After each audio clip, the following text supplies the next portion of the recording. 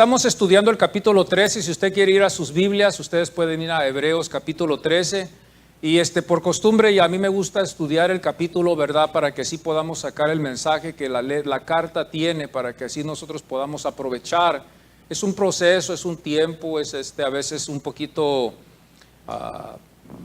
toma tiempo para poder sacar el mensaje, ¿verdad? Y a través de la investigación, es pura investigación, a través de eso uno va investigando palabras, va llegando a las interpretaciones más cercanas a la verdad. Ya sabemos, ¿verdad?, que hay muchos manuscritos y se han escrito, ¿verdad?, para así confirmar lo que fue verdadero. Muchísimos manuscritos se han escrito conforme hemos oído del Nuevo Testamento, y ha habido muchas confirmaciones. Y esos manuscritos, a través de todos los que fueron escritos, confirman cuál fue la verdad.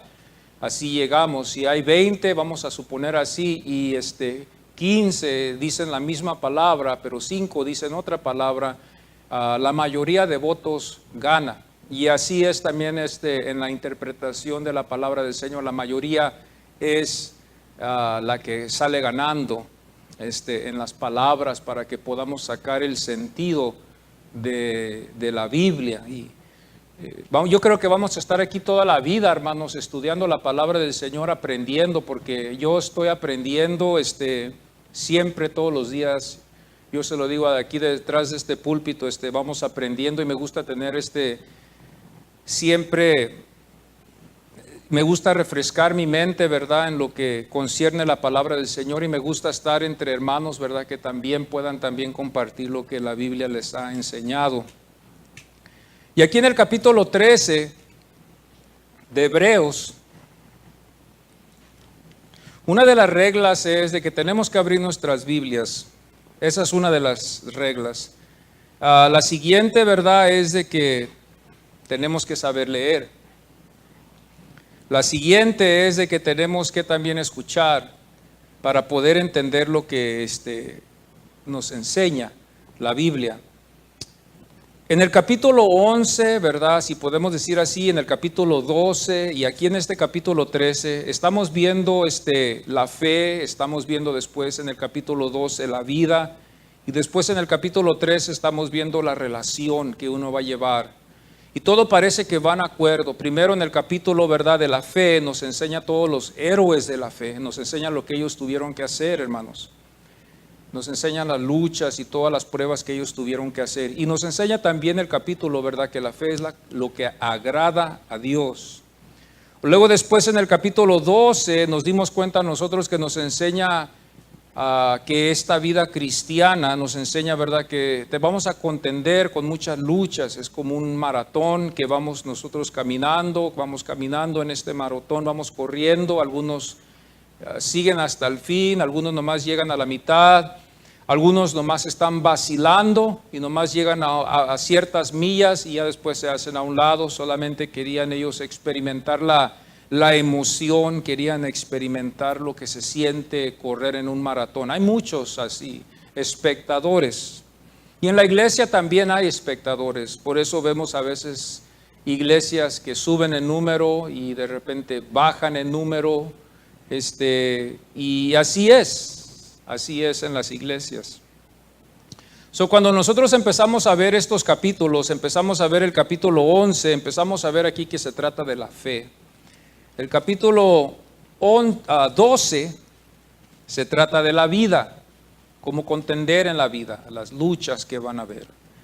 Y aquí en este capítulo 13 se habla de las relaciones que vamos a tener, la relación que vamos a estar teniendo.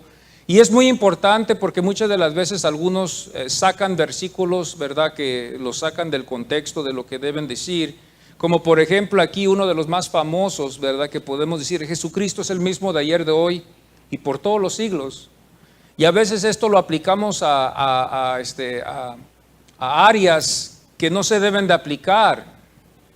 Porque primeramente, si estamos nosotros interpretando este versículo con el contexto que nos enseña en el capítulo 13, vamos a ver nosotros que aquí está tratando de algo de considerar, algo que debemos nosotros observar, que es Jesucristo, el sacrificio que Jesucristo hizo. Aquí no está hablando de otra cosa más, sino de la observación que debemos de darle al Señor.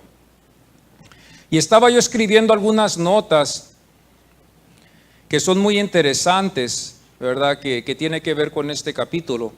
En el versículo 1, fijémonos bien que empieza: permanezca el amor fraternal, no os olvidéis de la hospitalidad, porque por ella algunos sin saberlo hospedaron ángeles. Acordaos de los presos como si estuvierais preso juntamente con ellos, y de los maltratados como que también vosotros mismos estáis en el cuerpo. Honroso sea en todo el matrimonio y el hecho sin mancilla, pero a los fornicarios y a los adúlteros los juzgará Dios. Sean vuestras costumbres sin avaricia, contentos con lo que tenéis ahora, porque Él dijo: no te desampararé ni te dejaré, de manera que podemos decir confiadamente: el Señor es mi ayudador, no temeré lo que me puede hacer el hombre. Y yo quise agregar otro también aquí en el versículo 7, que también es parte de la relación, donde dice: acordaos de vuestros pastores que os hablaron la palabra de Dios, considerar cuál haya sido el resultado de su conducta y imitad su fe. Es algo muy interesante cuando nosotros empezamos a ver, ¿verdad?, lo que sigue después cuando leemos este capítulo, porque primero lo que empieza aquí a enseñarnos es que el amor debe de existir en la iglesia. El Señor Jesucristo dijo que en los últimos días, ¿verdad?, el amor se iba a enfriar, el amor se iba a enfriar. Y el Señor no tan solo estaba hablando en el mundo, sino que también en la iglesia se iba a enfriar. En el libro de Apocalipsis nos enseña la Biblia, ¿verdad?, que hubo una iglesia que el amor se le había enfriado, se había enfriado el amor de la iglesia y necesitaba recuperar ese amor otra vez. Entonces, vemos nosotros, ¿verdad?, que el amor necesita permanecer para que podamos nosotros, hermanos, seguir los pasos que siguen después, que es hospitalidad, la hospitalidad que debemos nosotros considerar. La hospitalidad no se va a manifestar si no hay amor en nuestras vidas. Cuando nosotros no tenemos amor, no nos va a interesar si alguien tiene sed, no nos va a interesar si alguien quiere comer algo, no nos va a interesar si esa persona está necesitada. Cuando usted no demuestra la hospitalidad, ya que venimos nosotros de diferentes culturas, venimos a veces de diferentes países, tenemos que todos entender, ¿verdad?, la cultura que la Biblia nos quiere enseñar, el estilo de vida, si lo podemos decir así mejor. Si no somos personas que somos así, que sabemos ayudar a las personas, o sabemos recibirlas en nuestros hogares, como cristianos tenemos que considerar esto en nuestras vidas. Porque la Biblia nos enseña aquí, ¿verdad?, que esto es parte del cristianismo. Ahora, esta carta, vamos a analizar esto, hermanos, fue escrita a los judíos que estaban en Jerusalén. Los judíos que estaban en Jerusalén, ellos acostumbraban esta clase de característica.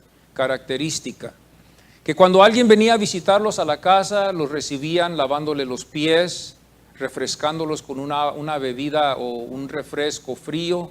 Les daban un lugar donde se podían sentar y aún hasta les preguntaban que si habían comido para que ellos pudieran preparar algo para los que venían a visitar o los que venían, ¿verdad?, a pasar un tiempo con ellos.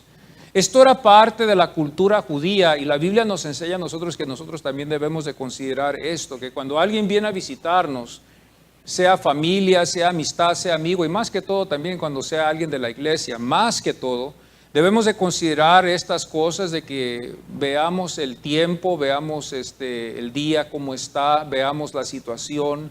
Acordémonos de nosotros también que a veces estamos en apuros y que a veces hay cosas que a veces no tenemos tiempo para atender y necesitamos atenderlas a veces, pero estamos tanto en prisa que no atendemos las cosas que debemos de atender y andamos caminando, corriendo aquí, yendo para acá, en ayunas, estamos, hermano, a veces sedientos. Ay, tengo una sed tremenda y tenemos ya 10, tenemos toda la mañana sin tomar agua. Y llegamos a visitar y es lo correcto de que cuando un hermano, una persona viene a visitarlo a usted, le ofrezca agua. Y verdad que todos fallamos en esa área. Yo creo que empezando conmigo, yo a veces fallo en eso. A veces yo he tomado esto en consideración en mi vida y he dicho yo, Señor, necesito yo tener aquí agua. Y si está haciendo mucho calor, hielo para ofrecerle a la persona que viene a visitarme, que viene a hablar conmigo, que viene a hablar negocios o algo así, ofrecerle un refresco. Y si podemos una soda, está mejor, hermanos. Pero la hospitalidad es parte del cristianismo. Fíjense a dónde fallamos en estas áreas. No se sienta usted que usted es el único. Muchos cristianos fallan. Usted se ha acordado muchas de las veces cuando lo han ido a visitar, usted les ha ofrecido agua, les ha ofrecido usted que se sienten a cenar con usted, les ha ofrecido usted un pan, ¿verdad? Cuando usted está comiendo pan, ¿verdad? Que muchas de las veces no, hermanos, ¿verdad? Que muchas de las veces dejamos la comida ahí y recibimos a la persona y lo mandamos así nomás. Y no lo tomamos en consideración, que eso no es como la Biblia nos enseña. Entonces, como cristianos, si nosotros no ponemos el ejemplo, el mundo no nos lo va a poner a nosotros. Si nosotros no podemos hacer esto, menos el mundo. Y por eso muchas de las veces nosotros tenemos que leer lo que dice la Biblia. Estamos hablando de las relaciones aquí en el capítulo 13 para que podamos entender, y esto es muy importante, muy importante.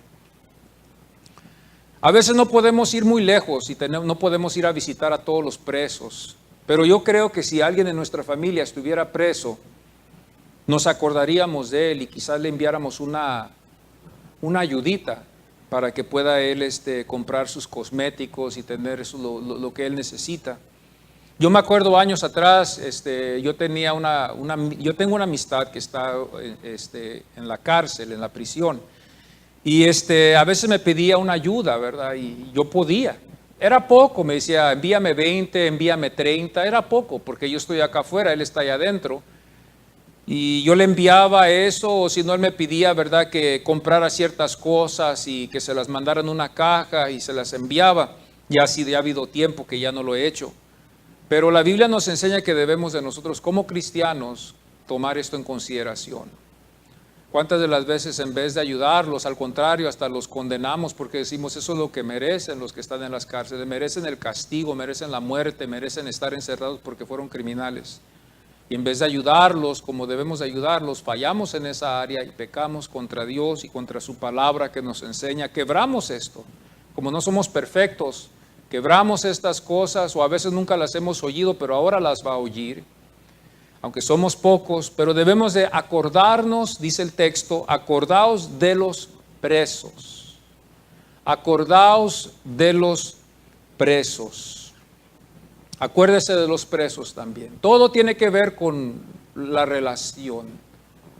Es más que venir a la iglesia, el cristianismo. El cristianismo es más que nomás levantar nuestras manos, amados hermanos. Yo lo he llegado a ver así. Es más que dar una ofrenda, es más que saludarnos y decirnos Dios te bendiga, hermanos. En algunas iglesias ya ni se practica la bendición así verbal, que nos digamos Dios te bendiga, hermano, Dios le bendiga, hermana. Ya nomás se saludan o aún hasta a veces hasta es olvidado ya que entra la gente a la iglesia, oyen el mensaje y se van y nadie se conoce. Hay iglesias así. Llegan a lo que vienen y se van y ya no los vemos más hasta el siguiente domingo. Hay iglesias así.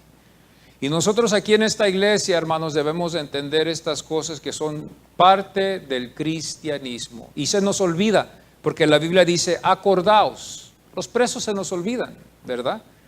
Si no es un familiar, a mí que estoy muy ocupado.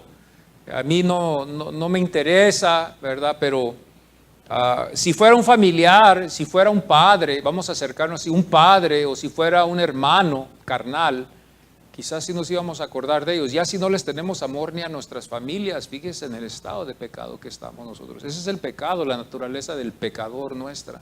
Que ya si no consideramos ni aún hasta nuestros hermanos, ni a nuestro padre, ni nuestra madre, pues ya quedamos nosotros hermanos peores, yo creo, que ni un animal. Porque un animal todavía quizás considera de dónde vino.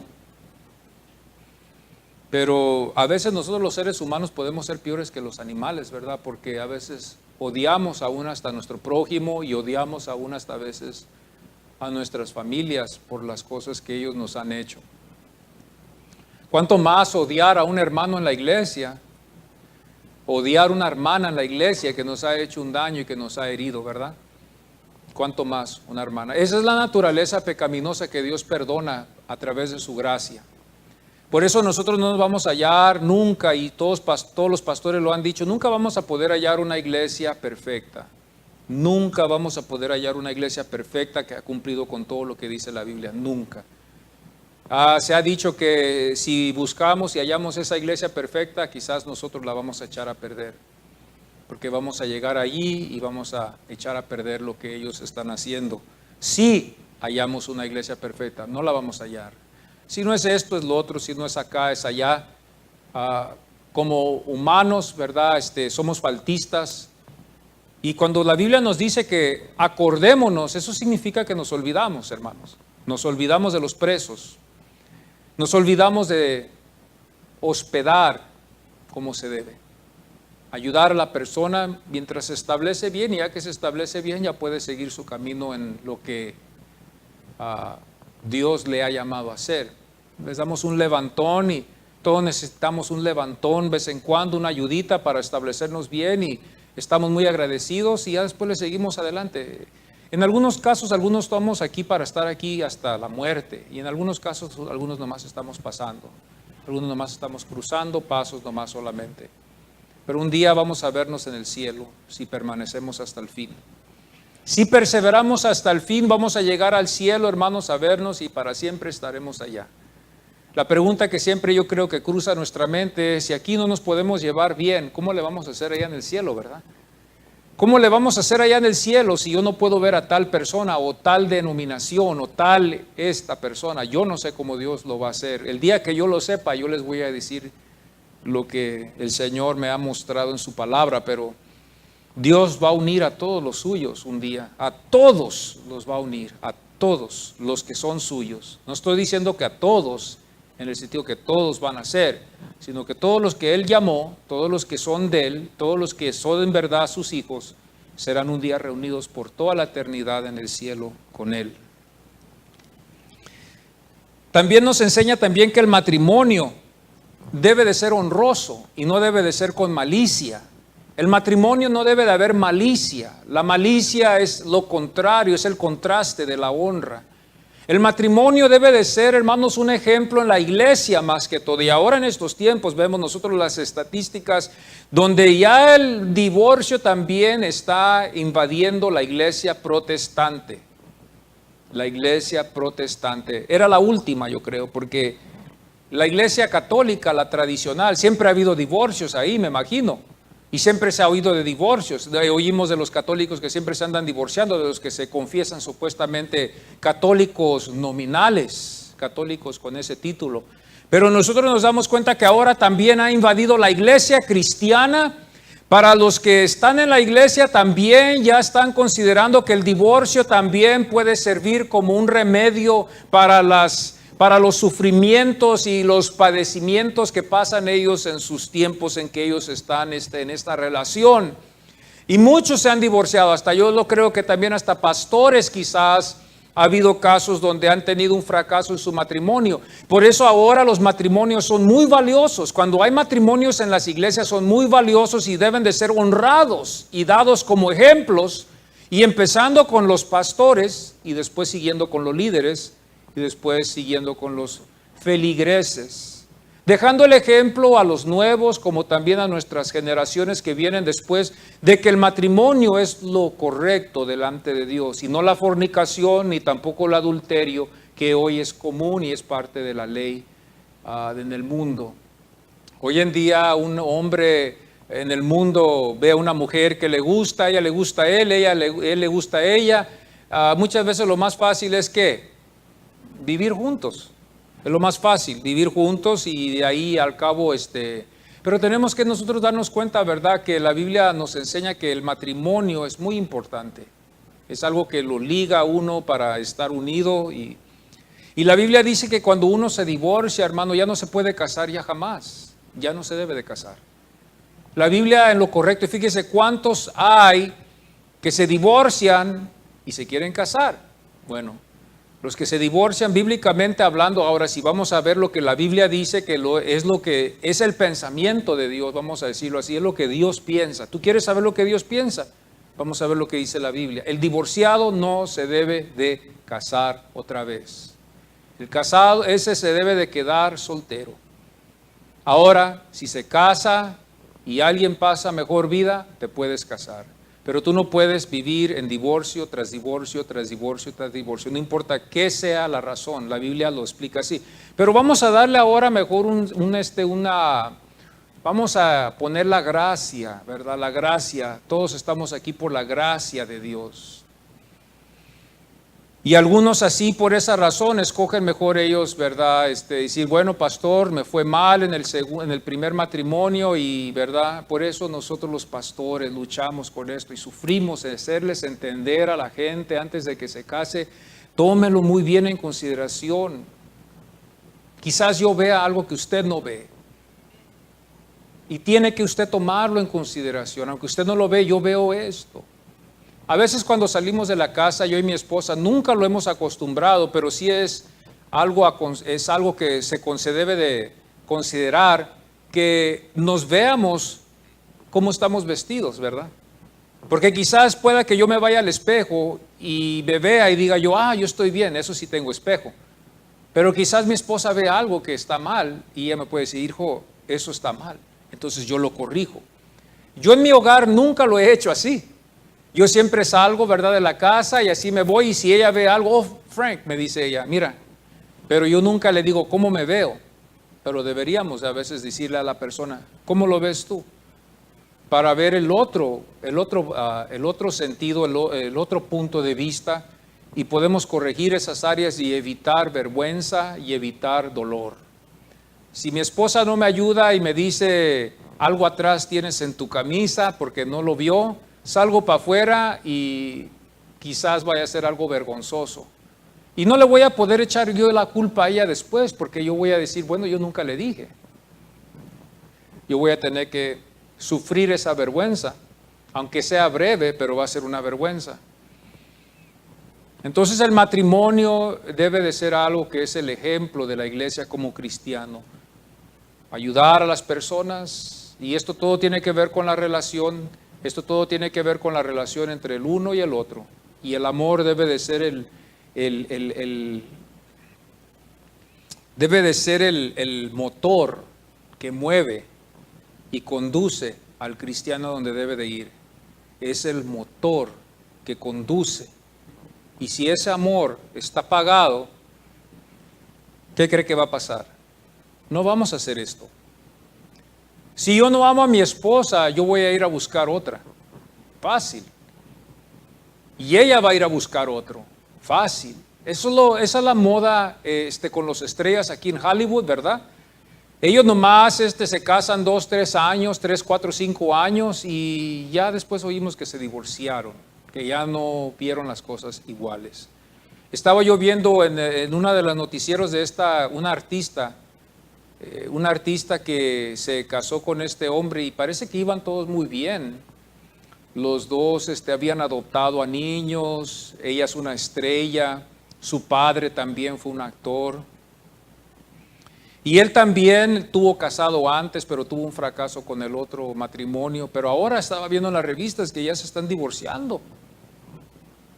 Que ya se están divorciando y ya tenían ya más de 7, 8 años de estar casados. Y parecía que ese matrimonio estaba tan unido, y fíjese lo que pasó ahí. Y parece que eran también religiosos, no voy a decir cristianos, pero eran religiosos que creían en Dios, en su forma de ellos, pero no les ayudó en esto. Entonces el adulterio, la fornicación no debe de ser algo que debe de existir en la iglesia ni en la vida del cristiano. Y agregué algo gratis cuando le dije que el divorciado no se debe de casar. El divorciado que se divorcia no se debe de casar, así se debe de quedar así hasta el final. Por eso es muy importante que hagamos buenas decisiones y sigamos con esas decisiones hasta el final.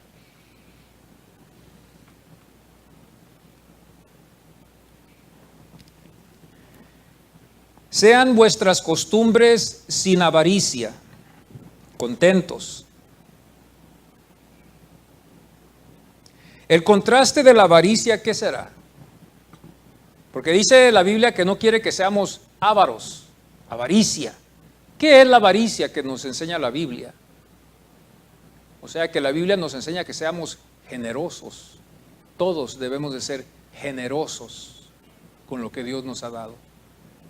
Es que la meta es de que llevemos el Evangelio y se va a necesitar su generosidad para que lo podamos llevar a cabo. No puede haber avaricia, no puede haber gente que no quiere compartir en las iglesias. Esas iglesias sufren.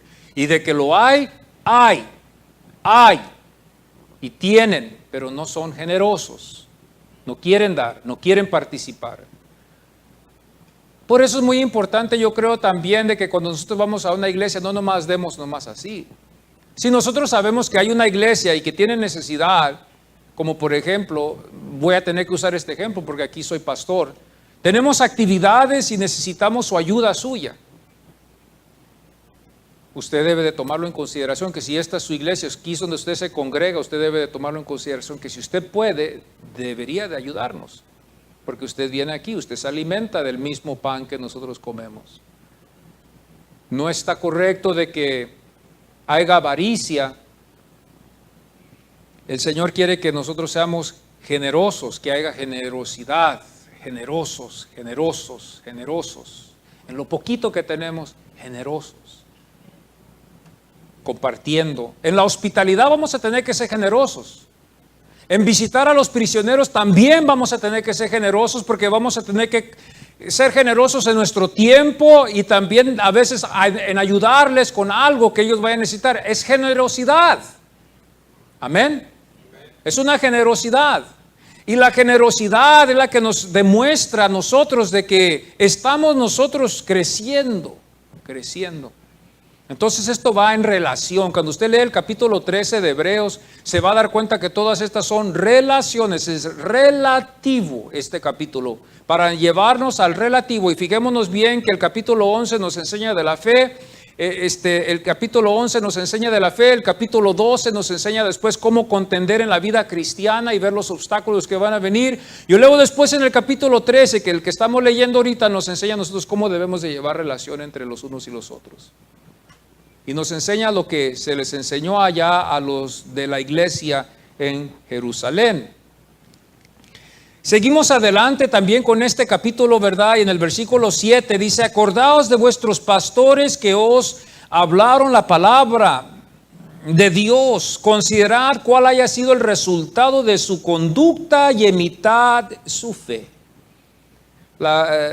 El consejo que le da a los hermanos allá es de que veamos los resultados.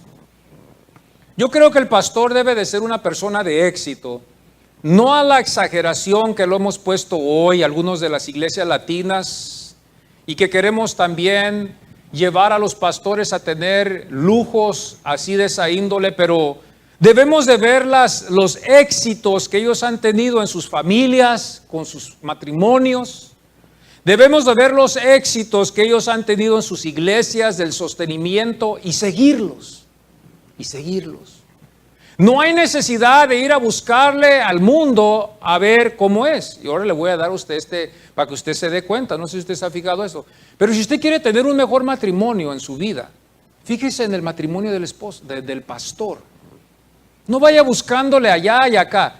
Busque al pastor y vea el ejemplo que le da. Y la pastora también. Para que usted pueda ver, hermanos, aunque no somos perfectos, pero se da una idea a usted, eso es lo que hace el pastor. Si usted ve que, y yo sé que esto no va a trabajar y esta es una tontería, de que si usted ve que el pastor maltrata a su mujer, le pierde el respeto, la trata como un animal, la pisotea, la humilla, y todavía ella sigue con él, eso no significa que eso es lo que usted debe de seguir, porque eso es incorrecto. Ahí esa persona está sufriendo. Pero usted cuando va a ver al pastor, usted va a ver su conducta, y aquí está la clave.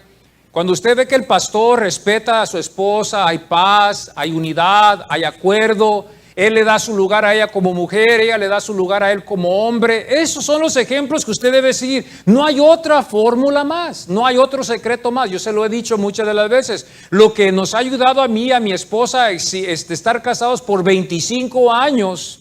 Hermano, yo le quiero decir, no ha sido porque yo soy perfecto, ni porque ella es perfecta, ni que porque nuestro matrimonio fue hecho en el cielo, como algunas canciones en el mundo lo dice, sino fue porque el perdón, que nos perdonamos. Ella me perdona a mí como yo la perdono a ella en sus defectos de ella. Ella me perdona a mí en mis defectos igual. Y si esto no está en el matrimonio, amados hermanos, yo ya me hubiera divorciado de ella, o ella ya se hubiera divorciado de mí, o ella ya se hubiera ido, o yo ya me hubiera ido decepcionado. Y ya dejo esto aquí, pero yo tengo que perdonarla, ella me tiene que perdonar a mí. Y tenemos que otra cosa, olvidar cuando nos perdonamos, olvidar las ofensas que nos duelen en nuestros corazones. Ese es el éxito en el matrimonio, porque vamos a tener luchas, amados, va a haber luchas en los matrimonios. Por eso casarse no es para todos. El que no sabe perdonar, esto no es para ti, ni te metas en el matrimonio. Tienes tus necesidades, pues vas a tener que aprender tú a saber perdonar. Yo tengo necesidades como hombre. Claro, todos los hombres tienen necesidades, las mujeres también. Pero tenemos que aprender a perdonarnos, porque va a haber defectos. Va a haber áreas que no vamos a llenar y tenemos que llenarlas en el matrimonio. Pero no hay necesidad de ir a buscarle con tantas gentes. Yo he visto que la ignorancia a veces, el ejemplo está en la iglesia, amados, en los pastores. ¿Cómo le hace el pastor? Mire, no soy rico, pero usted puede aprender el ejemplo cómo yo mantengo las cosas aquí en esta iglesia y aprender de ello y seguir ese ejemplo. ¿Verdad que a veces no lo hacemos? A veces el diablo nos engaña tanto que vemos a los pastores como enemigos. Los vemos nosotros como enemigos nuestros, los vemos nosotros como, en vez de ser amistades, son enemigos nuestros. Eso es lo que el diablo hace para que tú no crezcas y yo no crezca, nadie crece, nos divide y destruye la obra. Y lo ha hecho siempre así. Entonces tenemos que ver la conducta y imitarla. La conducta y imitarla. El pastor debe de ser un hombre de éxito. La mujer debe de ser la esposa del pastor debe ser una mujer de éxito, que deja el ejemplo, que sabe cómo dar el ejemplo, cómo las hermanas deben de seguir ese ejemplo. Fíjese, a esto debemos de trabajar en estas áreas, más que ninguna otras cosas. ¿Qué tal si estas iglesias, hermano, yo digo, esto nunca se predica de esto en la vida de que ellos están en la iglesia y solamente llegan a la iglesia, solamente a pasar un tiempo, una experiencia espiritual, y solo eso es lo único que algunas iglesias se reúnen? Ahí hay avivamiento, ahí está fluyendo el poder. Pero tienen problemas en las casas. El hombre no sabe lo que hacer, ni la mujer sabe lo que hacer. O quizás lo saben, pero necesitan que refresquen sus mentes.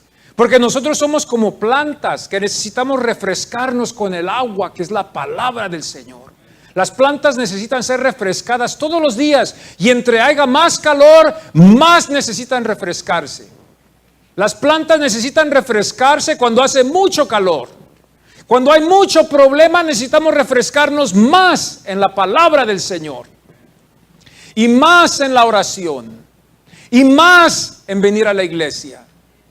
No lo contrario. Quítale el agua a la planta cuando está haciendo calor y la vas a matar.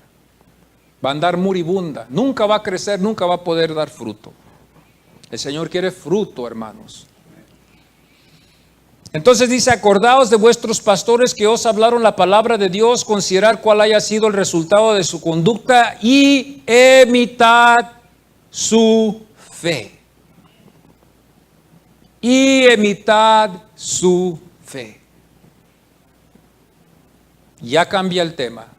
Aquí yo creo que ya cambió el tema. Ya estuvimos hablando de las relaciones que debemos de tener cuando recibimos a las personas, visitar a los que están en las cárceles. Los matrimonios deben de ser honrosos, debemos de ser generosos, no ávaros. Y luego debemos de seguir el ejemplo que los pastores nos dejan también. Son los hombres que son de éxito, que deben de ser de éxito en la iglesia, que son los que son el ejemplo que Dios ha puesto. No nomás están de adorno, están también para seguir sus ejemplos. Y luego cambia, ya aquí el tema va a cambiar ya no vamos a hablar de relaciones concerniendo el hombre con el hombre, los hermanos en la iglesia. Ahora vamos a cambiar el tema. Y el 8 dice aquí, Jesucristo es el mismo de ayer, de hoy, por todos los siglos. ¿Por qué habla él de repente de Jesucristo es el mismo de ayer, de hoy, por todos los siglos? ¿Qué es lo que nos quiere enseñar este escritor?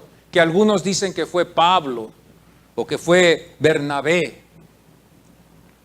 ¿Qué es lo que nos quiere enseñar este escritor? Porque cambia de repente el tema. Ya vamos a hablar de el eterno poder que Jesús tiene. Pero ahora el escritor no se enfoca en los milagros, ni tampoco se enfoca en las sanidades, porque eso fácilmente nosotros lo agregamos, porque cuando nosotros hablamos Jesucristo es el mismo de ayer, de hoy, por todos los siglos, nosotros como pentecosteses a veces le agregamos el Señor puede sanarte, el Señor puede hacer milagros, el Señor puede darte ese dinero, el Señor va a sostener la iglesia, ¿verdad que sí? Pero lo sacamos del contexto porque eso no es lo que lo quiere, eso no es para lo que es ese versículo. Pero todas las iglesias casi, aún hasta yo lo he hecho, uso esto en el caso cuando hay una adversidad en mi vida. Jesucristo es el mismo de ayer, de hoy, por todos los siglos, para recordarme de que el Señor puede hacer lo que Él quiere a favor mío. Pero el texto no nos dice eso. Dice después, y dice, no os dejéis llevar de doctrinas diversas y extrañas, porque buena cosa es afirmar el corazón con la gracia. La gracia. La iglesia debe de tomar ventaja de la gracia. Como nos enseña el texto en el capítulo 12, que nos dice que no dejemos que la amargura eche raíz en nuestros corazones, sino que nosotros nos acerquemos por la gracia de Dios a Él, para que el Señor quite las amarguras que hay en nuestros corazones y nosotros podamos, hermanos, cumplir con lo que Dios quiere que cumplamos en esta gracia. Y aquí viene otro contraste. La gracia y las observaciones de los judíos. ¿Qué son las observaciones? Las observaciones son las cosas que ellos estaban observando, y una de ellas es no con viandas, comidas, alimentos. Eran las tradiciones de ellos. Todas las carnes, las comidas que ellos usaban eran usadas con mucho cuidado porque eran cosas que ellos observaban. Y aquí, hermanos, estamos hablando con judíos, cristianos. No estamos hablando con los gentiles, por eso se trata el caso de las observaciones judías. Con Jesucristo es el mismo de ayer, de hoy, por todos los siglos. Porque quiere el escritor enseñarles a ellos que esas cosas ya no tienen poder. Ya no tienen poder. Vamos a verlo otra vez. El texto sigue diciendo, tenemos un altar del cual no tienen derecho. ¿Qué es eso que no tienen derecho? Yo no tengo derecho de entrar a su casa cuando yo quiera, ¿verdad? Si yo voy un día a su casa o su apartamento, yo abro la puerta ahí como si fuera la mía, y entro ahí, me siento, saco algo del refrigerador y me pongo a comer. Yo no tengo ese derecho, aunque yo soy su pastor de usted, si usted me considera así. Yo no tengo el derecho de entrar al banco y sacar lo que usted está depositando, ¿verdad? Yo no tengo ese derecho. Yo no tengo derecho de ciertas cosas en su vida. Eso no es mi derecho. Yo no tengo derecho de decirle a usted, deme su carro para yo usarlo y usted use otro carro. Yo no tengo ese derecho de quitarle las llaves y decir, yo voy a usar ahora su carro y usted quede zapata. O decirle, deme su carta del banco porque quiero ir a comprar una comida. Yo no tengo ese derecho. Usted va a decir, usted está loco, que está hablando algo que yo no le voy a dar. Y en algunos casos, en algunas religiones, hasta como los mormones, ¿verdad? En este caso, ¿verdad? Ellos también se pasan a los extremos. Y aquí está hablando de que ellos no tienen el derecho a lo que nosotros estamos haciendo. No tienen parte, no tienen suerte los judíos, los que están en la ley, en lo que nosotros tenemos hoy aquí. La Biblia nos enseña esto y esto es lo que nos enseña de que ellos no pueden participar con las bendiciones que tenemos hoy. ¿Por qué? Porque todo lo que estaba en el Antiguo Testamento fueron solamente sombras de lo que iba a venir después con Jesucristo. Todo fue sombras para demostrarnos a nosotros el advenimiento de Jesús. En su primer advenimiento, cuando vino a nacer aquí en esta tierra y vino a morir, que tenía que morir por nosotros. Así fue predestinado Jesús, a morir y a estar a la diestra del Padre. Y aquí el escritor le dice a ustedes, porque los judíos, hermano, yo me imagino que ellos veían las costumbres, las observaciones que hacían ellos allá cuando iban al templo, llevaban los sacrificios, llevaban sus ofrendas, y los hermanos judíos cristianos veían estas cosas y se sentían mal, se sentían ellos fuera del lugar, se sentían ellos como que quizás ellos ya no pertenecían a Dios. Ellos se sentían, hermanos, ya aislados de lo que Dios tenía para ellos antes. Y esto afectó a todos los judíos cristianos. Y el escritor les dice a ellos, por eso empieza con: Jesucristo es el mismo de ayer, de hoy y por todos los siglos. Él vive. Y lo que Él hizo tiene más poder que lo que se hacía y lo que se hace allá, porque Él murió por todos nosotros.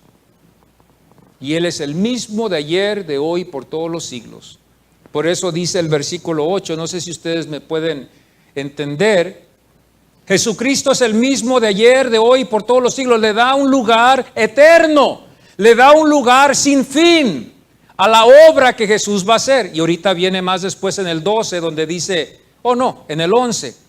Porque los cuerpos de aquellos animales cuya sangre a causa del pecado es introducida en el santuario para el sumo sacerdote, y luego dice, son quemadas fuera del campamento, porque esto es lo que hacían ellos, no quemaban los sacrificios en la ciudad, sino que los llevaban afuera, así como Jesucristo cuando Él fue, hermano, a la cruz, fue llevado afuera de la ciudad de Jerusalén, no fue clavado en Jerusalén, sino fuera de Jerusalén, allá afuerita, y ahí es donde lo clavaron. Estaba yo estudiando esto concerniendo a Jesús, y fíjense, es algo muy interesante que nosotros nunca nos hemos dado cuenta, no sé si usted lo sabía, pero los condenados que estaban en las cruces, al momento que no reclamaban los cuerpos después de morir, los dejaban ahí para que las aves se los comieran, pero esos cuerpos no iban a poder estar ahí por mucho tiempo.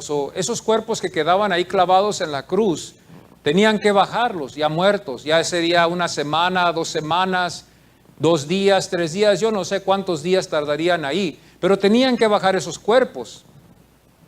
¿Y qué hacían con esos cuerpos? La pregunta es, ¿los enterraban? ¿Los sepultaban en un lugar?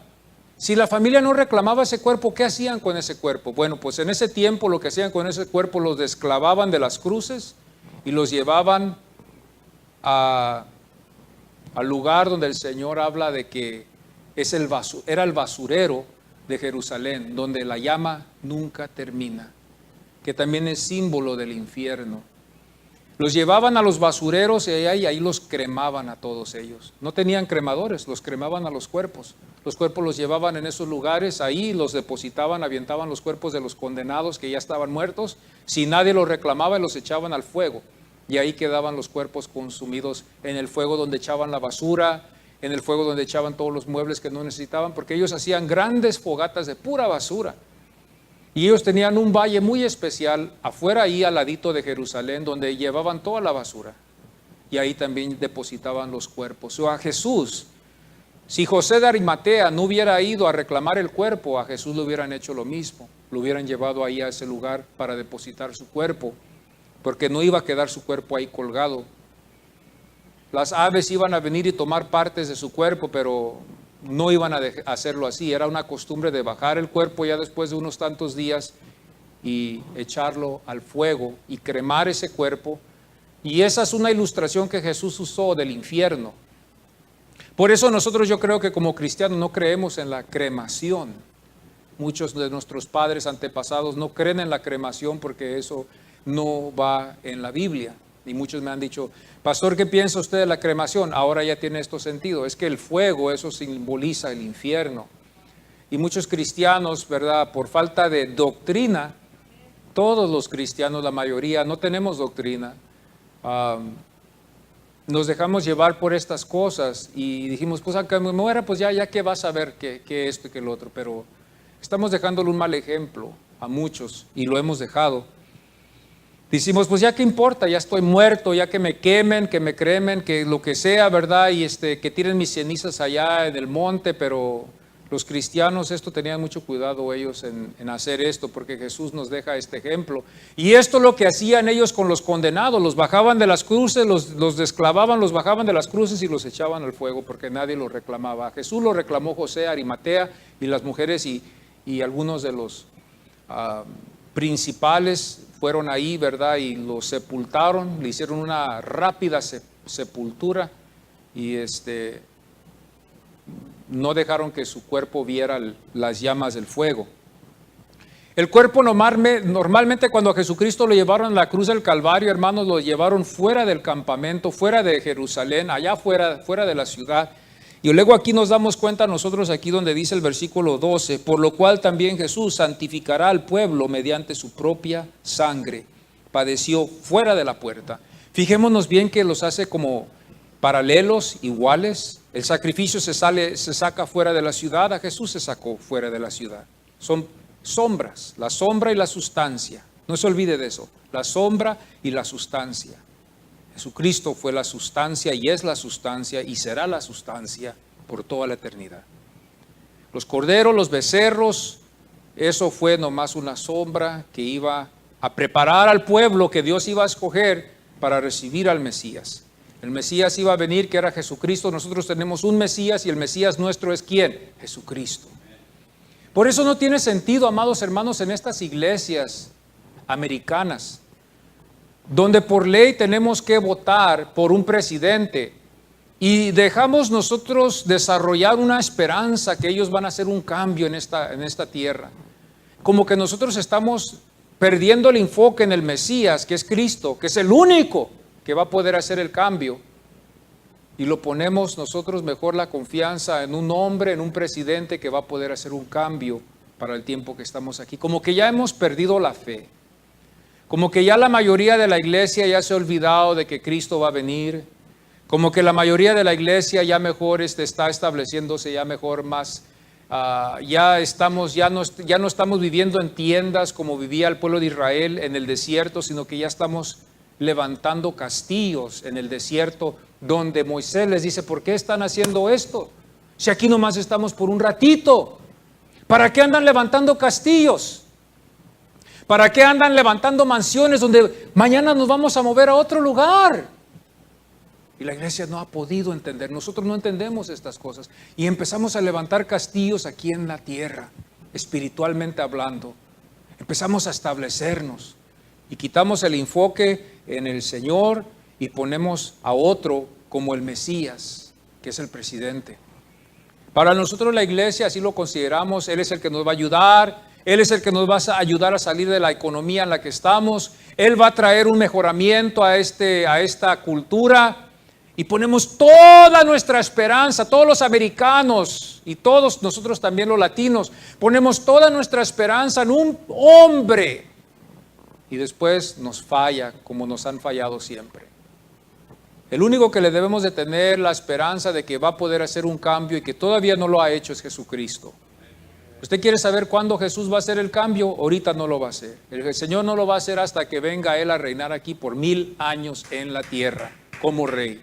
Pero por mientras vamos a ver diferentes presidentes entrar. Yo le quiero decir mi pensamiento de todo esto. Si el presidente que viene a estar aquí, que Dios sabe quién es el que va a ser, Él sabe quién va a ser el presidente el año que viene. Él sabe el que va a estar allá sentado, Él es el que sabe lo que va a hacer porque Dios va a permitirlo. No va a ser la voluntad de Dios, pero va a ser lo que Dios va a permitir por el pecado. Y se va a desarrollar, hermanos, el pecado va a ser peor que ha sido en el pasado. Vamos a sufrir más en esta nación cómoda. Vamos a alejarnos más de Dios en el futuro. Si usted ahorita ve que nos hemos alejado, las iglesias se han alejado. ¿Se han alejado en qué, pastor? Nos hemos alejado de leer las escrituras, nos hemos alejado de orar, nos hemos alejado hemos perdido el enfoque en lo que la Biblia nos enseña y hemos mejor enfocadonos en cosas, hermano, que no tienen valor. Si vamos a evangelizar, vamos a adoctrinar y vamos a tener una buena doctrina. No nomás vamos a salir a evangelizar y traerlos aquí, dejarlos que se pierdan aquí también en la iglesia. Mejor déjenlos allá. Yo pienso así. Mejor vamos a dejarlos allá o vamos a prepararnos para doctrinar a los que vienen. Y vamos a tomar tiempo, paciencia. Algunos se van a gustar, algunos se van a disgustar.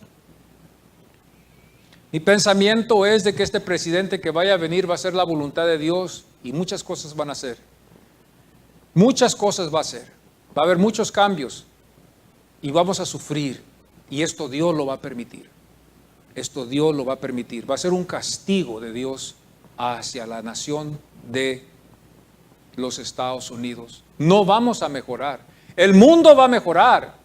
Ellos van a mejorar porque ellos van a darles más leyes, van a darles más tiempo para atender a sus discriminaciones, que ellos supuestamente llaman discriminaciones.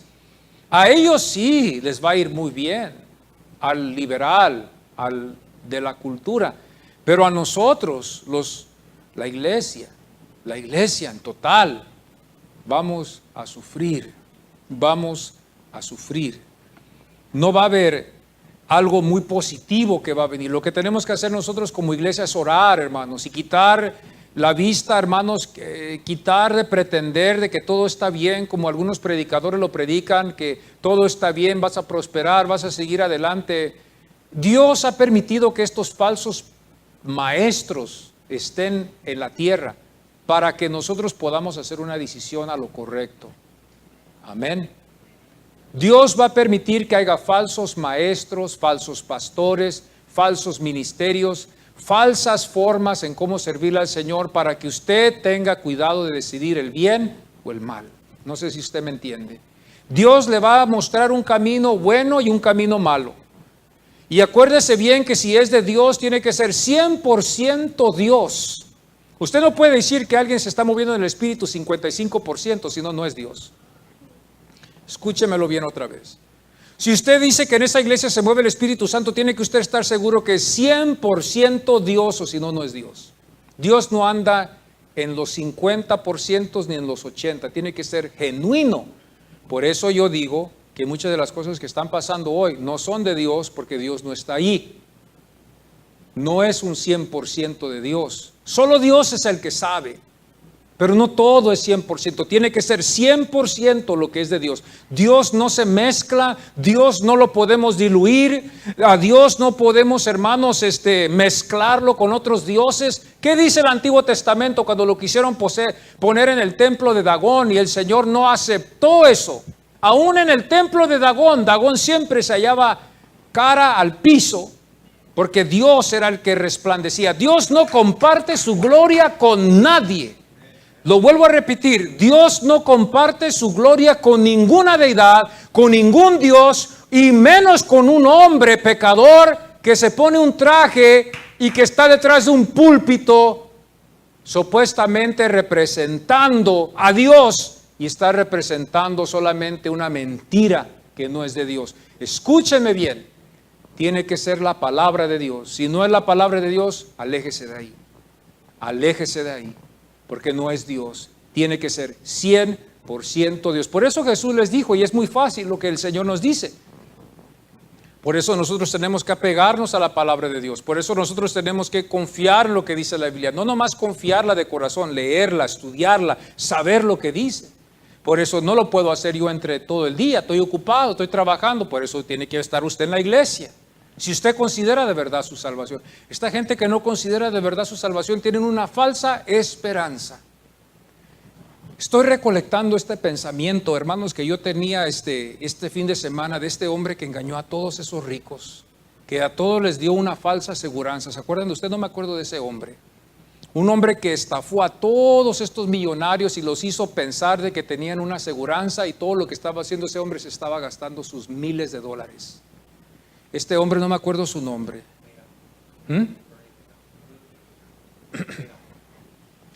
Este hombre, you guys got an idea. Ustedes tienen una idea de quién fue. Este hombre les dio una falsa esperanza a todas estas gentes.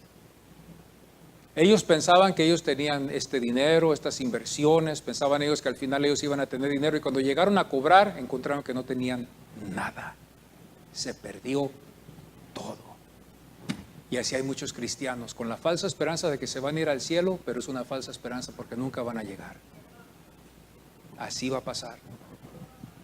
Están invirtiendo, están participando, están yendo a la iglesia, van a la iglesia cuando quieren, van a la iglesia cuando quieren. Es una falsa esperanza. Esa es lo que yo quiero que usted se lleve, falsa esperanza. Les presentaron algo a esa gente y esta gente era educada, era gente inteligente, gente exitosa, gente con dinero. Hermano, este hombre no trataba con los pobres como con nosotros. Él no trataba con nosotros, él trataba con pura gente de dinero. Era un hombre muy astuto y muy inteligente que estafó a muchos, hermanos. Y le robó miles y miles y miles y miles. Y lo más increíble es que los pudo engañar a todas estas gentes. Y fue una falsa esperanza para, en parte, de los que estaban invirtiendo. Porque todo el tiempo que ellos invirtieron, que enviaban ellos sus pagos, o que les sacaba de ahí, de sus cheques, de su salario, les sacaba esa inversión de dinero, y ellos pensando, haciéndose castillos en la fantasía, como muchos de nosotros, ya me voy al cielo, voy a estar con Dios, voy a caminar con Dios. Sí, claro, pero tu conducta no representa de que vas con Dios. Cuidado, porque te estás haciendo un falso castillo de que vamos a ir al cielo y no vamos a llegar ni a los pies de Cristo. Y así va a haber muchos que van a decir, muchos van a decir al Señor al final, le van a decir Señor, y lo más seguro son los milagros, los señales y los prodigios que muchos de los falsos profetas van a hacer. Y le van a decir, Señor, nosotros en tu nombre echamos fuera demonios, sanamos, hicimos milagros. Solo por nombre le llamaban al Señor, Señor. El Señor no quiere que tú le llames al Señor, Señor, si al menos de que Él está gobernando tu vida. Gloria a Dios. Antes yo me acuerdo que venía aquí una persona, ¿verdad? Años atrás, muchos años atrás, este hombre, y siempre le decía a Jesús, mi Señor, a mi Señor, a mi Señor, pero lo decía con tanta reverencia y con tanto cuidado. Yo, hermano, como pastor, me daba cuenta de su conducta. Y yo decía, Señor, ayúdalo a este hombre. Porque te da tanta reverencia y te dice que eres su Señor de su vida, pero piensa diferente, tiene malos pensamientos que le cruzan su mente, lucha mucho con el odio, lucha mucho con esto, lucha mucho con lo otro, no viene a la iglesia. Bueno, este hombre da tiro, y yo le decía, ¿sabes qué? Le decía yo a él, en buenas palabras, pero a veces no entendemos. Ojalá que ya haya entendido en el otro lugar donde él está yendo. Al Señor no se le dice Señor porque se llama Señor. Se le dice Señor porque tú estás obedeciendo sus mandamientos. Así se le dice Señor. O mejor dile Jesús. Está bien que le digas mejor Jesús. Jesús, mi amigo. Porque cuando tú le dices Señor es que tú estás obedeciéndole al Señor 100%. Que el Señor nos dice, ve hoy y ayuda a esos pobres que están allá. Ve hoy y haz esto allá. No puedo, Señor. Estoy ocupado, tengo familia. No puedo, Señor, no tengo dinero. No puedo, Señor, tengo que trabajar. Entonces no le podemos decir al Señor, Señor, al menos de que estemos también obedeciéndolo. Porque las palabras para el Señor no tienen efecto en su corazón hasta que lo hagamos. El Señor es así. Si tú le vas a decir Señor, no va a tener efecto. Es como si alguien te dice papá, pero no te trata como papá, te trata como un enemigo. ¿Por qué me dices papá si yo no me tratas como tu papá? Por naturaleza soy tu padre, pero tú no me tratas como tu padre. Tú me tratas como peor que tu padre, peor que tu amigo, peor que tu amistad. ¿Por qué me dices así? Porque eso solamente son palabras, mejor ni me digas así. Así se siente Jesús cuando alguien le dice, Señor. o lo adoramos y decimos Señor, pero salimos de la iglesia y hacemos lo contrario. El texto dice, el 13, salgamos pues a Él. ¿Quién es ese Él? Yo creo que es Jesús, porque en el 12 dice, por lo cual también Jesús, y luego el 13 dice, salgamos pues a Él, fuera del campamento, llevando su vituperio, el castigo, la vergüenza, el sufrimiento que Jesús llevó. Y luego nos enseñan el 14, otra vez algo eterno. Unas cosas que yo hallé en este capítulo es de que habla de cosas que van a perdurar, que van a perdurar en la cristianidad. Una de ellas es el amor. Dice en el versículo 1, permanezca el amor. El siguiente es en el versículo 8, donde dice, Jesucristo es el mismo de ayer, de hoy, por todos los siglos. Otra vez. Y luego aquí en el 14 también dice, porque no tenemos aquella ciudad aquí, ciudad permanente, sino que buscamos la porvenir. O sea que no está aquí. La ciudad nuestra va a ser eterna, pero no es aquí. Somos peregrinos. Peregrinos somos aquí en esta tierra, amados hermanos. Si usted quiere considerar el cristianismo verdadero y usted quiere ser seguidor de Cristo, y no use esas flaquezas o esas excusas que muchos usan. Estamos aquí por la gracia. Esa es una débil fe, amado hermano. Y en estos días necesitamos una fe fuerte, donde nosotros, aún estando en la gracia, vamos a tratar de brillar para Cristo. Vamos a tratar de brillar por Cristo. Usted ha oído a algunos cristianos y dice, hermano, yo estoy aquí por la gracia de Dios. Yo le voy a fallar a Dios. Yo le voy a fallar a Dios. Ay, Señor, yo lo digo a veces. Y no es correcto. Debemos de alumbrar para el Señor. Debemos de brillar para Cristo si vamos a ser cristianos. Entonces este texto nos enseña a nosotros que el amor debe de permanecer. El sacrificio de Jesús es eterno. Y que tenemos una ciudad que nos espera a los que somos cristianos. Un día por toda la eternidad estaremos con el Señor. Esto es lo que nos enseña la Biblia.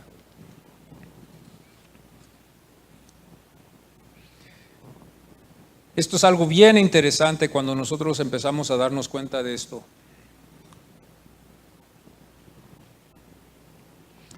Y en el texto, en el versículo 14 dice buscamos, y en el versículo 15 también otra vez habla de ofrezcamos siempre. Ofrezcamos siempre.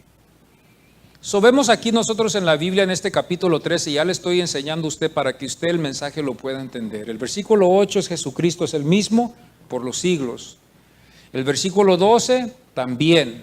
El versículo 20 también nos enseña de la resurrección. El versículo 14 también. Y el versículo 15 también habla de eternidades, habla de cosas que no van a cambiar. La resurrección está establecida y ya no va a cambiar. Jesús es el mismo para siempre, Él no va a cambiar. Jesucristo no cambia. Y también nosotros debemos de considerar que aquí nomás solamente estamos por un solo rato. No debemos de olvidarnos, como dice el versículo 2, debemos de acordarnos, como dice el versículo 3, siempre. No olvidéis, acordaos.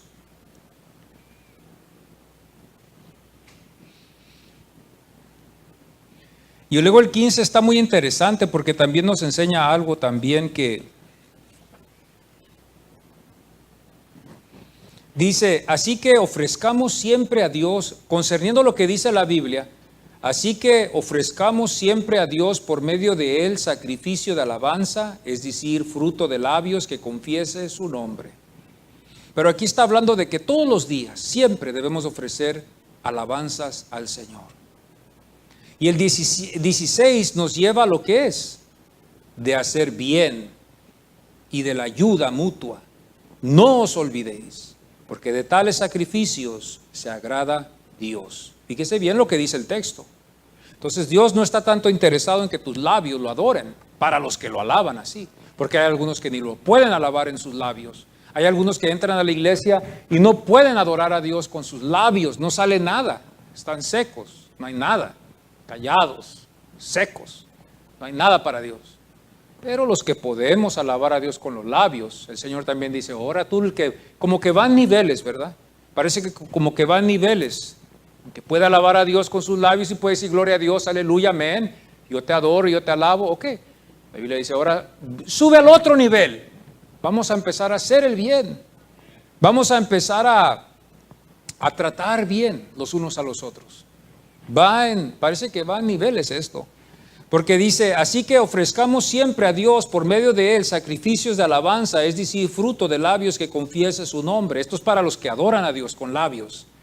Y el 16 dice, y de hacer bien y de la ayuda mutua, no os olvidéis, porque de tal sacrificio se agrada a Dios. Punto. Terminó el mensaje, terminó el pensamiento. Punto. Ya terminó el pensamiento, ya se acabó ahí. Ahí quedó. Pero él ya dijo, nos enseña el escritor que sigue. Y luego sigue con otro pensamiento. El 17 dice, obedecer a vuestros pastores y sujetaos a ellos porque ellos velan por vuestras almas, como quienes han de dar cuenta para que lo hagan con alegría y no quejándose, porque esto no os es provechoso. Esto no es provechoso. No es provechoso para la iglesia y no es provechoso para ti en tu vida personal. Si tú te andas quejando y andas siempre, hermano, quejándote del pastor y quejándote de que el pastor te va a hacer daño a ti y le va a hacer daño a los que se lo dices. Y vas a envenenar a ellos y te vas a después envenenar a ti mismo. Se van a matar. Cuando nosotros vemos que hay personas que no entienden estas cosas y se empiezan a quejar del pastor, ay, que el pastor, ay, que el pastor, ay, que el pastor, ay, que el pastor. Vamos a decirlo, y si usted dice, yo no se lo digo a nadie, yo me quedo callado y yo nomás me lo digo a mí mismo. La Biblia nos enseña aquí que no lo hagamos. No andes quejándote. Hazlo y ya. Hazlo y ya. Tú sabes de distinguir lo que es de Dios y lo que no es de Dios. Si es para provecho de la iglesia, tú tienes que distinguir que es para el provecho de la iglesia. Y de buen corazón deberías de hacerlo. No debes de renegar. Hermanos, ¿cuántas veces tenemos que luchar nosotros los pastores con gente para hacerlos entender que son para el Señor? Yo no le estoy diciendo que usted entre a mi casa a limpiarme la casa, pero si un día yo necesitaría su ayuda, ayúdeme, por favor. Si yo un día le digo a usted, hermano, ayúdeme en esto de la iglesia, a sacar las mesas, a poner las mesas, a sacar la basura, todo es para la obra del Señor, amados hermanos.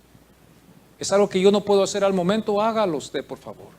Es para el Señor se lo paga.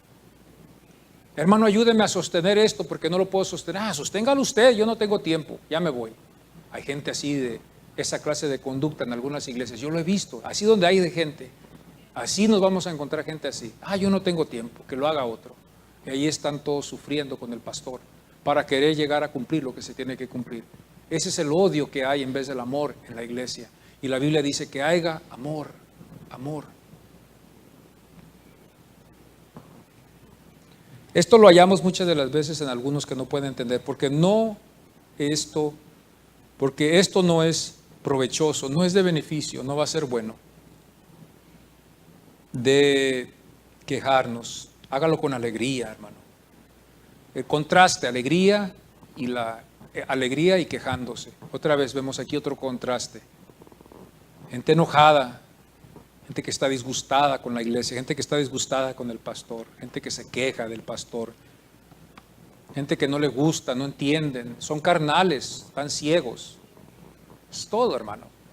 ¿Qué más le podemos decir a esa clase de gente? Están ciegos, son carnales, quizás hasta ni son salvos, pero están aquí, participan aquí, no comprenden ellos. Si comprendieran, el Señor no está interesado de que tú puedas hacer un resumen escrito, ni que tus palabras sean como que las entiendes, sino hazlo si lo entiendes. Jesús no quiere que tú lo sepas acá, sino que Él quiere que nosotros lo hagamos.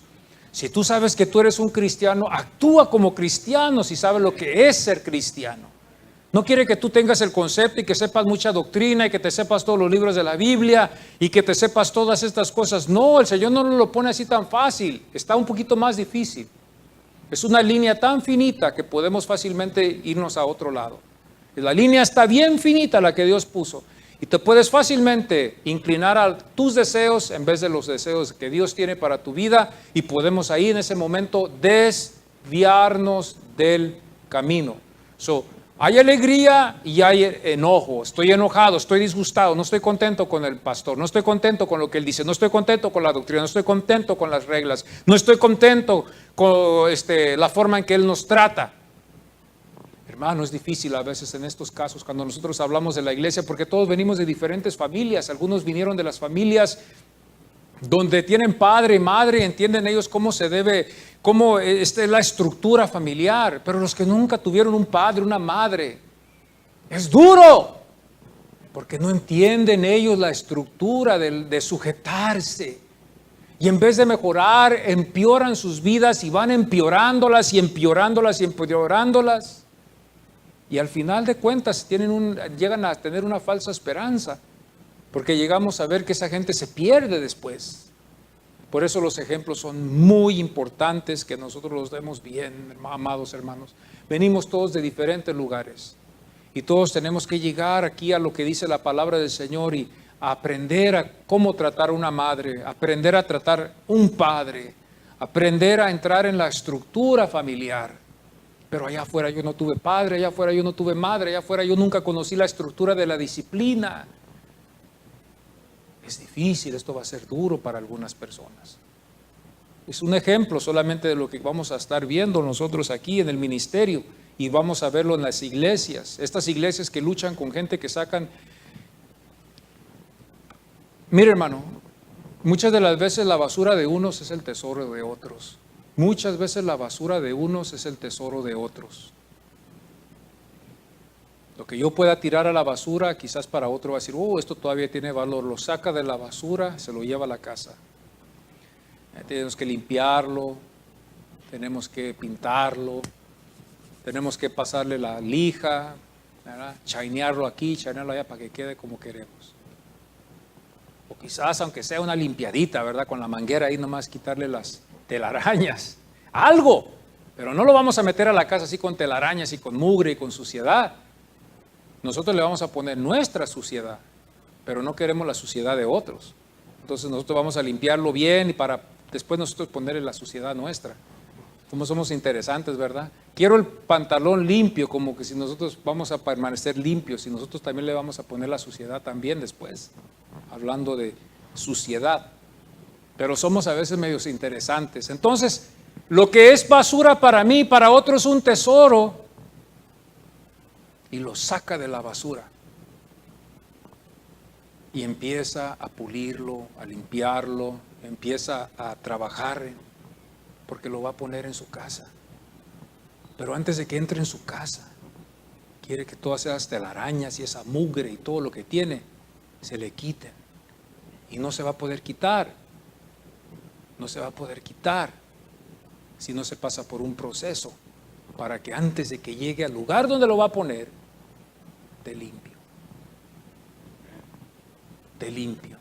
Entonces nos pasa por un proceso de limpieza. Me gusta esto, lo saco de la basura, me ensucio, lo que sea, lo saco, meto mi mano y la saco de la basura. Porque tiene un plan Dios para eso. ¿Entienden lo que les quiero decir? Y va a haber un proceso, amados hermanos. Y me imagino que Dios tiene en su almacén todas estas cosas que ha sacado de la basura, incluyéndome a mí. Que para la sociedad yo fui una basura, pero para Dios soy un tesoro. Y me saca Dios de ahí, me trae aquí a su preciosa presencia, pero me dice, Frank, tú vas a pasar por un proceso, hijo, porque tú eres mío. Pero yo te voy a pasar por un proceso, porque ahorita tú nomás ves lo que está aquí, pero yo tengo una eternidad para ti.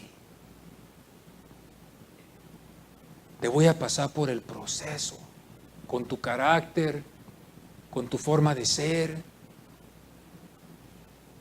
con la disciplina, todas las telarañas, la mugre, la suciedad, te la voy a quitar, pero te voy a pasar por un proceso, hijo. Te voy a pasar por un proceso. El 18 dice, orad por nosotros. Y aquí termino con esto. Qué precioso que aquí el escritor, ya después de todo lo que nos enseña, de todo lo que va a permanecer en las relaciones, el amor, Jesucristo, la ciudad eterna. Termina el Señor ya aquí, el que está escribiendo esta carta. El Señor nos enseña aquí que oremos, que no olvidemos de orar los unos por los otros, pero aquí pide Él oración para Él. Dice, orad por nosotros, pues confiamos en que tenemos buena conciencia, deseando conducirnos bien en todo. Ya la esperanza estaba, pero solamente ellos pedían, por favor, amados, oren por nosotros. Oren por nosotros. Vamos a estar con ustedes. Ya la fe estaba ya dispuesta, ya la fe estaba ahí. Yo confío estar con ustedes, pero ayúdennos en sus oraciones. Fíjese cómo se demuestra la fe. Fíjese como que ya Él estaba allí antes de haber llegado y solamente nomás dice, encamínenme con sus oraciones, porque ya la confianza de estar con ustedes la tenemos de estar, pero oren por nosotros para que todo salga bien. Después de hablar de todas las cosas que nos enseña el capítulo 13, nos enseña después al final que la oración nunca se debe de olvidar. La oración nunca se debe de olvidar. Y la fe nunca se debe de olvidar. Si usted ha leído este capítulo ahora, en este momento, usted se va a dar cuenta, la oración es parte de la victoria en el ministerio. Yo escribí, la oración es parte de la victoria en el ministerio. Porque el 19 también nos enseña, que dice también, para que yo os sea. No había llegado, el texto no nos dice que ya había llegado, sino que estaba para llegar, pero pedía oración. Hermanos, vamos a salir a escuela de verano. Yo creo que si toda la iglesia pudiéramos orar, íbamos a tener grandes victorias.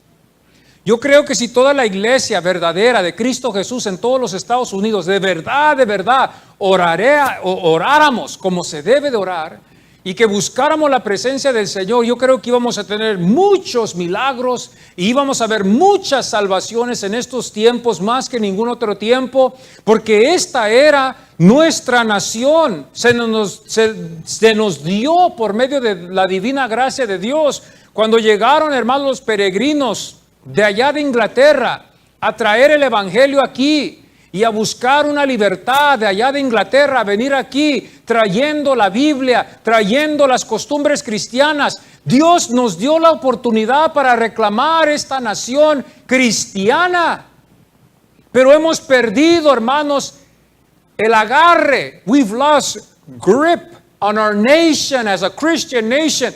We have lost the grip of it as Christians. We have allowed the enemy to take what is not his to be his. We've lost grip, and we're losing it as the days go by. We're losing it porque no estamos orando como debemos. Toda la iglesia. No estamos unidos.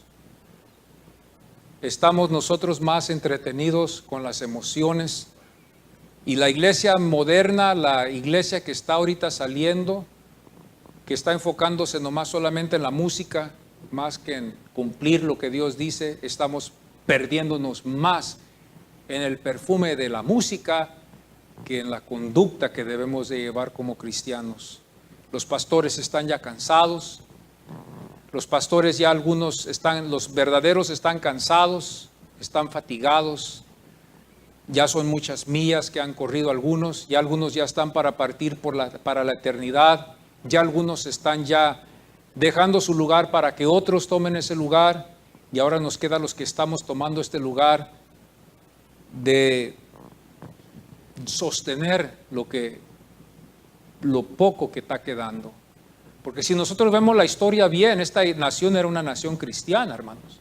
Los peregrinos llegaron aquí, trajeron la Biblia, trajeron la fe, empezaron a convertir a los indios también en el cristianismo. Se empezó a orar en las escuelas, se oraban las escuelas en estos tiempos que vinimos aquí, hermanos, los extranjeros que vinieron aquí. Después nosotros empezamos a entrar aquí los extranjeros, después empezaron a venir de Alemania, empezaron a venir de Europa, los italianos, los alemanes, los orientales, y todos trayendo una maleta de religión. Y así es como entró el catolicismo aquí, y empezó a entrar de diferentes naciones hasta que ya empezó a crecer. Y luego después entró la cultura, y empezó a invadir las escuelas y ya por eso tenemos lo que tenemos. Ya perdimos nosotros el agarre de esta nación que supuestamente nomás tiene el nombre cristiano, pero ya no, ya perdimos nosotros, hermanos, porque hemos dejado nosotros que entren en nuestras escuelas, en nuestras cortes, y ahora con estas leyes que han entrado, y ahora ellos quieren entrar también en nuestros santuarios para querer ellos establecer ellos sus doctrinas y sus enseñanzas. Y por eso la Biblia nos enseña siempre a orar. Orad por nosotros, pues confiamos en que tenemos buena conciencia, deseando conducirnos bien en todo. Y más os ruego que lo hagáis así, para que yo os sea restituido más pronto. Y el 20 ya resume todo. Con el 20 podemos resumir ya todo. Y el Dios de paz que resucitó de los muertos a nuestro Señor Jesucristo, el gran pastor de las ovejas, por la sangre del eterno pacto. Con esto podemos resumir todo el texto, porque aquí habla de Dios, habla de la resurrección, habla de Jesús, habla de su cuidado como pastor, habla de su muerte y habla del pacto eterno también. Dios es creador de todos, nos demuestra la resurrección que nos deja la esperanza, declara a Dios Señor a Jesús. Jehová es pastor y Jesús es pastor también, porque Jehová y Jesús son iguales. No puede haber niveles. Jesús es todo Dios como Dios. Allá en el antiguo decía, Jehová es mi pastor y nada me faltará, decía el salmista. Y aquí ahora Jesús es el pastor. No hay niveles. Los dos son iguales. No puede haber un poco para él y mucho para allá. Lo que es y tiene la misma potencia y la misma autoridad los dos. Jesús, Dios, Dios, Jesús. No hay niveles. Jesús y Dios, esta es doctrina. Jesús y Dios son iguales. Los dos hicieron el universo y los dos estaban en uno. Pero a Dios le plació enviar su Hijo, y salió su Hijo de él, y vino y tomó un cuerpo de un hombre, pero los dos son uno, y el Espíritu Santo son tres, los tres son uno. Jesús viene del Padre, no hay que Él es un pastor menor, Dios es el primero y Él es el segundo, no, los dos tienen que ser iguales para que no haya en nosotros una adoración falsa. ¿Me explico? Porque si Jesús es un poco menor que Dios, como lo consideran los testigos de Jehová, que es un poco menor que Dios, entonces Jesús es una creación. Y si Jesús lo hacemos una creación y lo podemos adorar a Él, entonces podemos adorar también a la Madre, porque la Madre también fue una creación. Entonces Jesús tiene que ser, para poder Jesús ser adorado legítimamente, sin que Dios nos vea como idólatras, y si que en Dios no nos vea, cuando dice el texto, yo no comparto mi gloria con nadie, para que ese texto tenga sentido, Jesús tiene que ser 100% Dios. Porque Dios no comparte su gloria con nadie. Él solamente, la gloria es toda para Él. Entonces, Jesús tuvo que ser todo Dios para que nosotros podamos honrar a Jesús. Porque vino de Dios, es 100% Dios, y Jesús es 100% Dios, y Dios es 100% en Jesús. Los dos son uno. Esa es doctrina. No es menos, no es más. Los dos son iguales. ¿Y quién fue primero? Los dos. No hubo principio, los dos estuvieron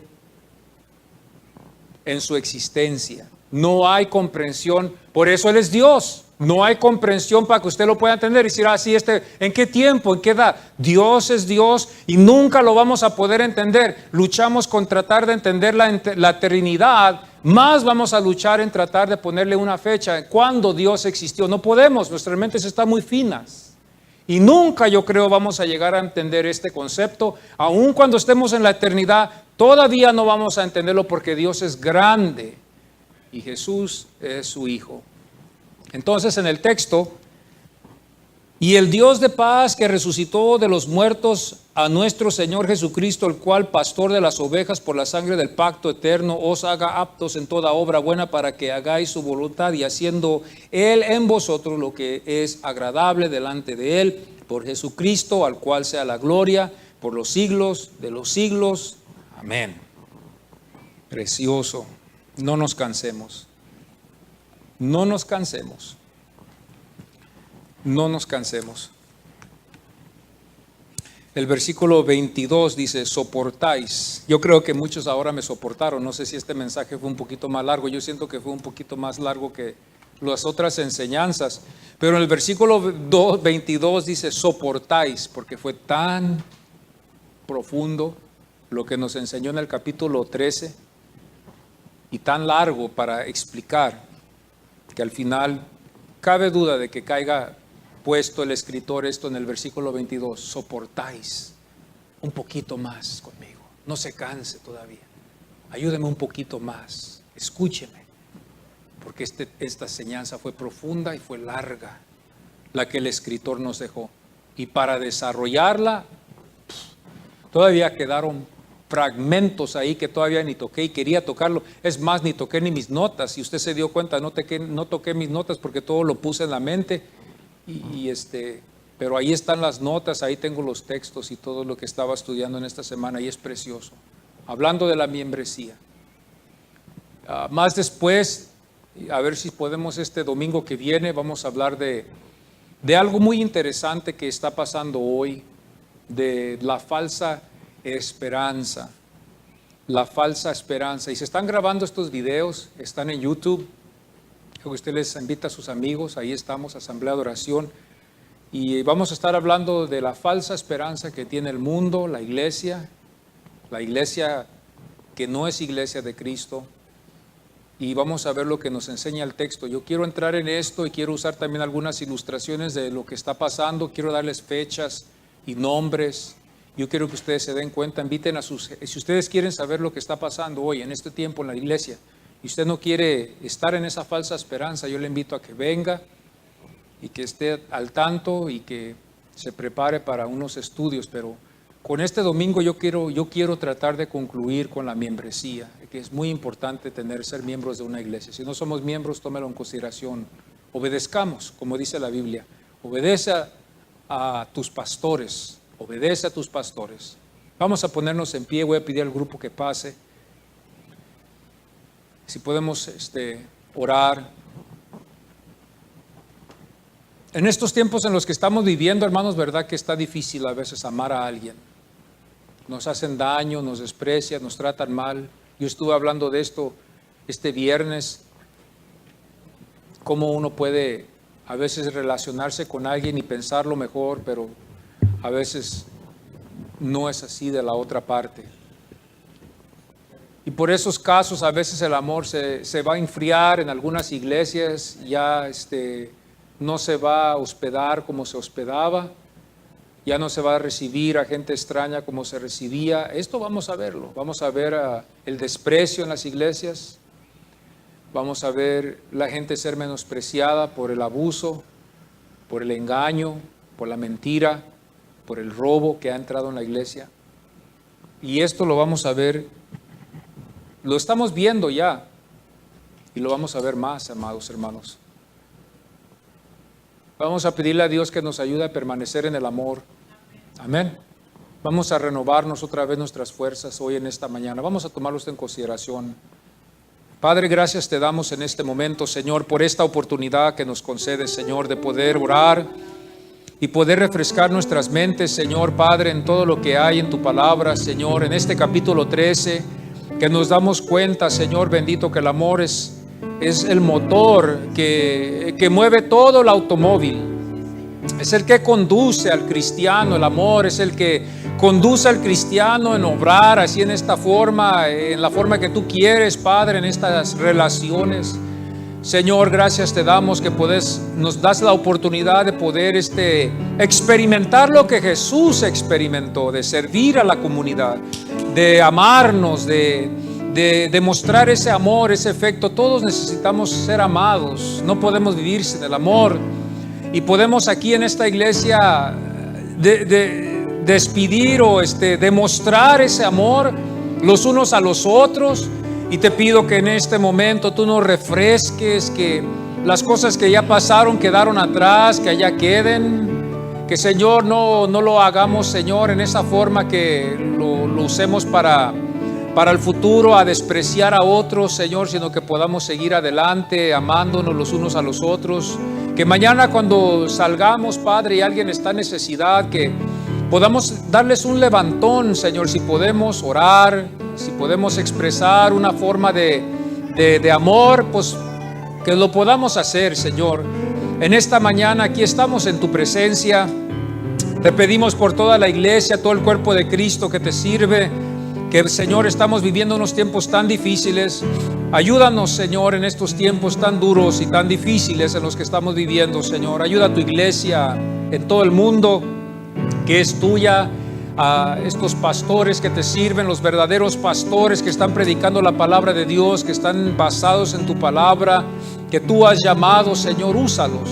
Sabemos que también estamos entre lobos, estamos entre gente que busca la ganancia del dinero, Señor, y eso no es lo que es, eso no es el evangelio. Señor, fuimos llamados a veces a sufrir y no queremos sufrir en esta nación próspera.